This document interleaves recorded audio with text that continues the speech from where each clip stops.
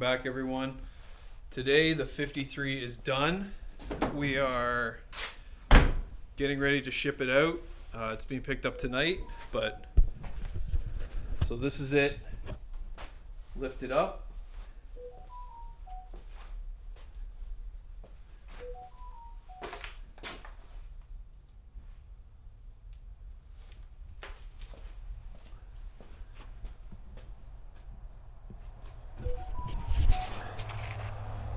So just to recap what we did a Gambino 4-link kit in the rear. We also did wheel tubs. So we had to tub the back. I'll flip you around. So we did wheel tubs in the back. We did our C-notch cover. Got our tank up there. Compressors hidden over here. We still fit the full-size rear tire in there. Or full-size spare tire in there. Just barely. The front is factory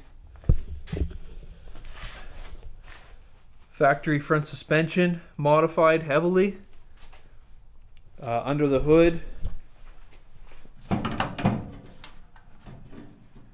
maybe.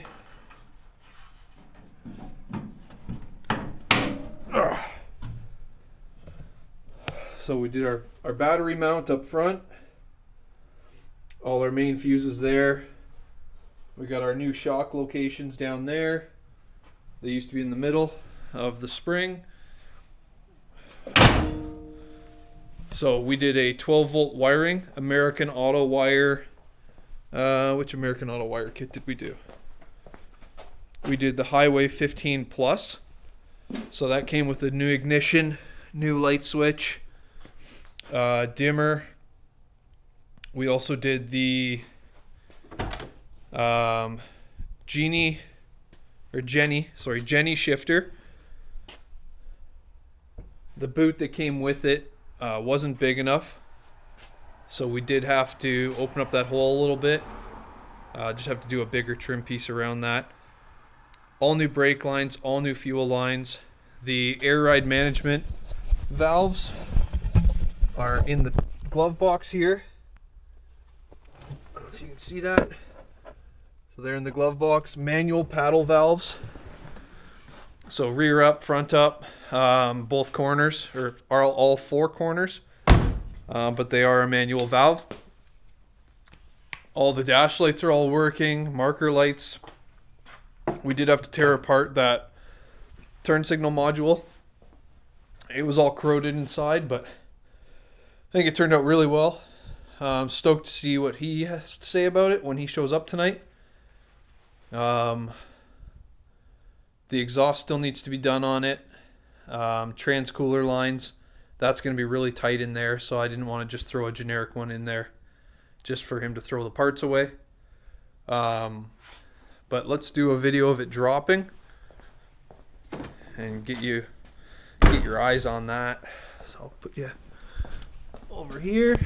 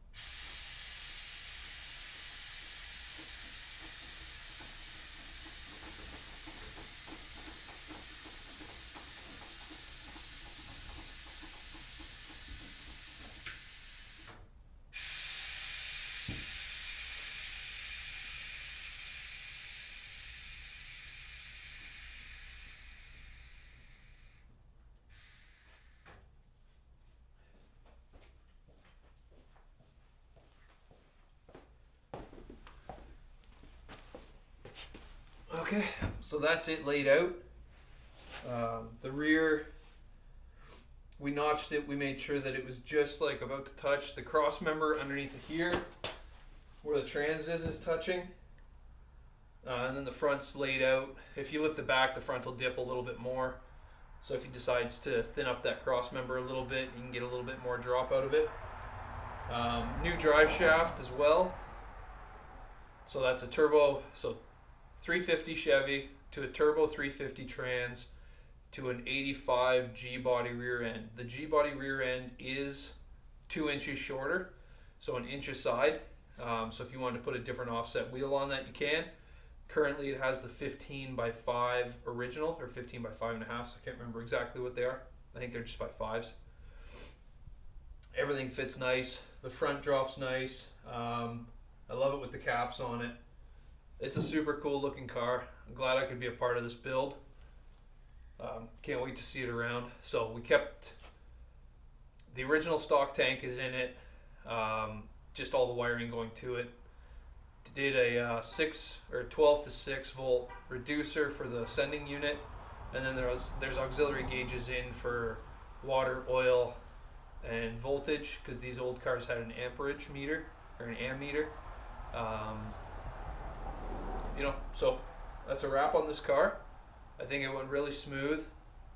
The only tricky part was the front shock mounts, because they're always a pain with all the, you got a giant steering box that you're getting around, plus the control arm. So I pocketed around the control arm and looped around over top of the steering box and made each side the same, so it's a very symmetrical setup. Front suspension, we did the drop arms. Rear suspension, the triangulated 4-link.